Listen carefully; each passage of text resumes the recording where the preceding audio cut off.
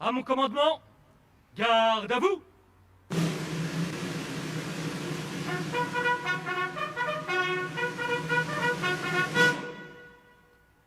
Attention pour les couleurs. Envoyez!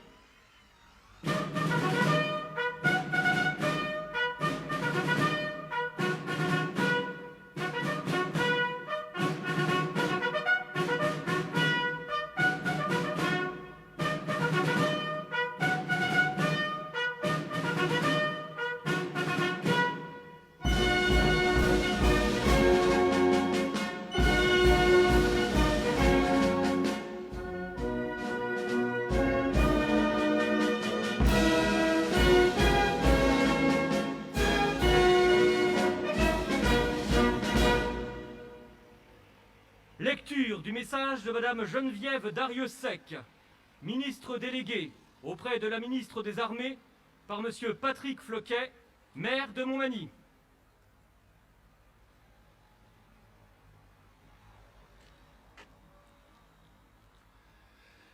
C'était il y a un siècle. Ce 10 novembre 1920, la Grande Guerre est achevée depuis 2 ans. Dans la citadelle de Verdun, Auguste Tin, soldat de 2e classe et pupille de la nation, dépose un bouquet d'œillets blancs et rouges sur le cercueil d'un soldat. Un parmi tous les combattants des Flandres, de l'Artois, de la Somme, du Chemin des Dames, de Lorraine et de la Meuse. Un de ces braves, un des poilus qui participa à une interminable guerre. Un de ces Français qui œuvra à la tâche incommensurable de la victoire. Un parmi les milliers qui est devenu le soldat inconnu. Le 11 novembre 1920, le peuple de France l'accompagne solennellement sous les voûtes de l'Arc de Triomphe. La patrie reconnaissante et unanime s'incline respectueusement devant son cercueil en saluant la mémoire de tous les soldats morts sous le drapeau tricolore. Quelques mois plus tard, il est inhumé. Depuis 1923, la flamme du souvenir veille nuit et jour sur la tombe.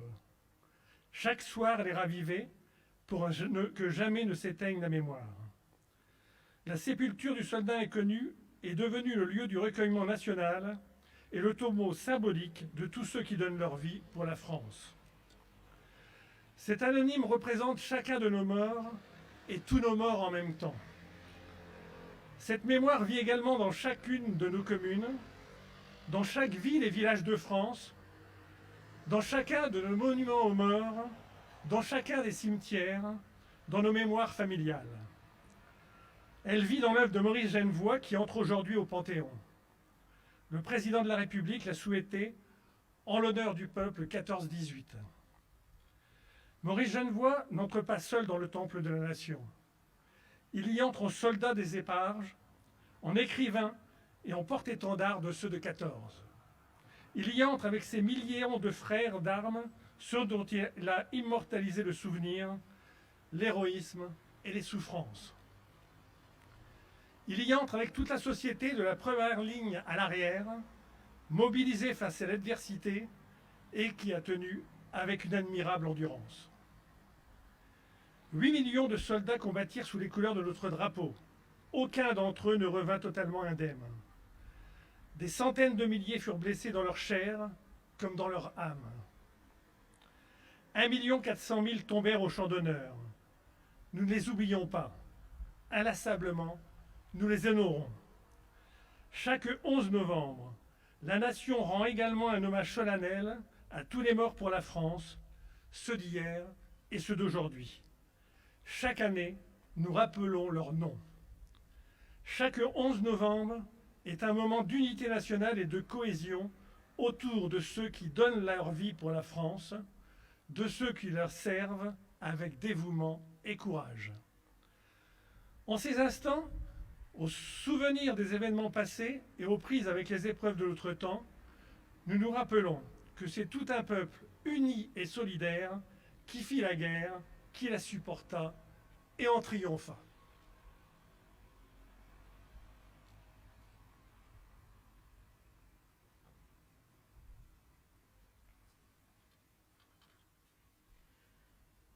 Nous allons procéder au dépôt de gerbes.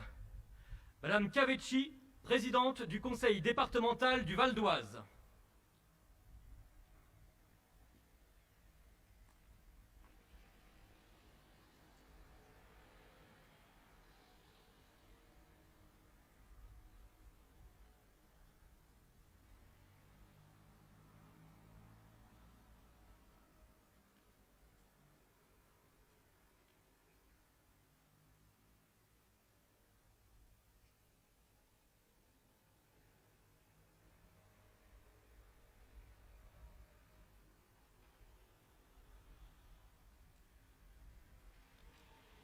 Madame Scollan et Monsieur Sueur, vice-président du conseil départemental du Val d'Oise.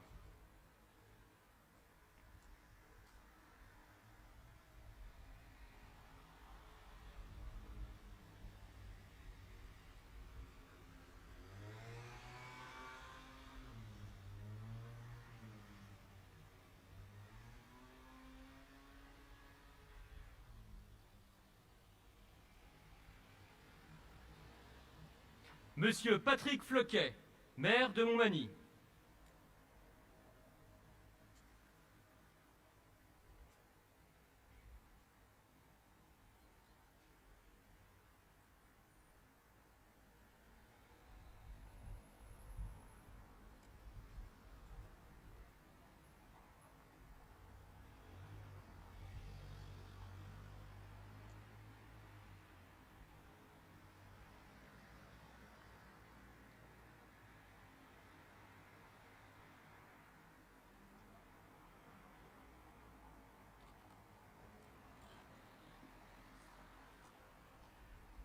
Lecture des noms des soldats français morts pour la France dans l'année en cours.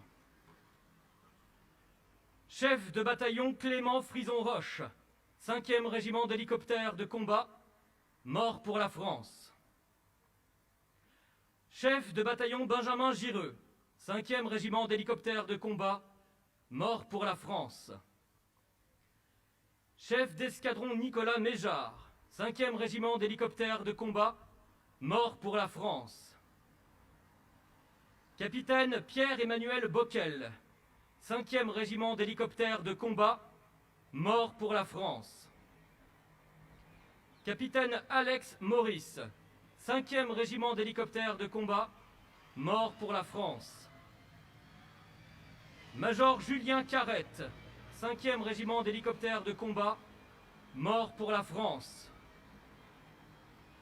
Maréchal des logis Romain Salle de Saint-Paul, 5e régiment d'hélicoptères de combat, mort pour la France. Chef d'escadron Romain Chaumel de Jarnieux, 4e régiment de chasseurs, mort pour la France. Adjudant Alex Protin, 4e régiment de chasseurs, mort pour la France. Maréchal des logis-chefs Valentin Duval, 4e régiment de chasseurs, mort pour la France. Maréchal des logis-chefs Antoine Serre, 4e régiment de chasseurs, mort pour la France. Adjudant Jérémy Lezy, 93e régiment d'artillerie de montagne, mort pour la France. Adjudant Andrei Djouk, 2e régiment étranger de génie, mort pour la France. Caporal-chef Volodymyr Ribonchouk, 1er régiment étranger de génie, mort pour la France. Brigadier-chef Dimitro Martiniuk, 1er régiment étranger de cavalerie, mort pour la France. Brigadier Kevin Clément, 1er régiment étranger de cavalerie, mort pour la France. Brigadier Tojo Asina Razafin Salama, 1er régiment de hussards parachutistes, mort pour la France. Maréchal des logis Andy Fila, 14e régiment d'infanterie et de soutien logistique parachutiste, mort pour la France. Maréchal des logis ST, 1er régiment de hussards parachutistes, mort pour la France. Brigadier Arnaud Volpé, 1er régiment de hussards parachutistes, mort pour la France. Nous allons maintenant observer une minute de silence en hommage aux disparus d'hier et d'aujourd'hui.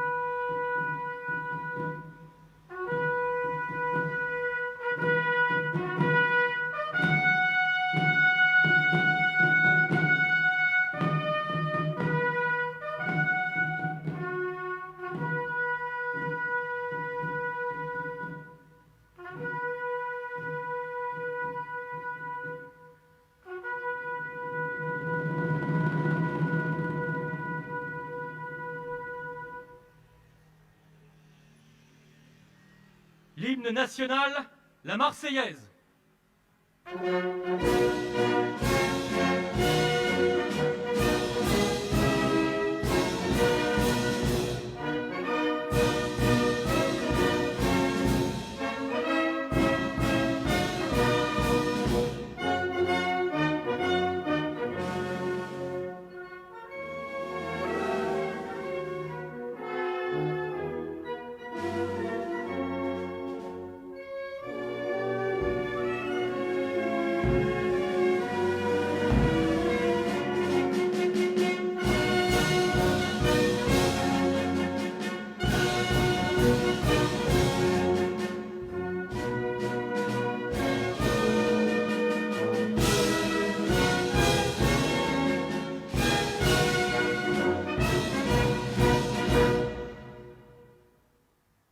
Repos.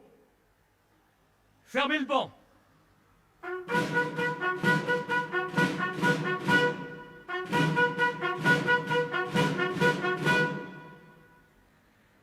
Mesdames et messieurs, l'hommage est rendu. La cérémonie est terminée. Je vous remercie de votre attention. Prenez soin de vous.